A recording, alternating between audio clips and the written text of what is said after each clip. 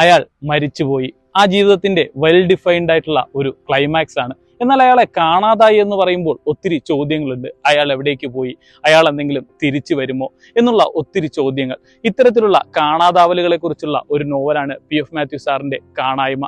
DC ബുക്സിലൂടെയാണ് പുതിയ പതിപ്പ് വരുന്നത്. ബാലു എന്ന പത്രപ്രവർത്തകനിലൂടെയാണ് നോവൽ ആരംഭിക്കുന്നത്. അയാൾ ഒരു തുരുത്തിൽ നിന്നും കാണാതാകുന്ന ആളുകളെ അന്വേഷിക്കുകയാണ്.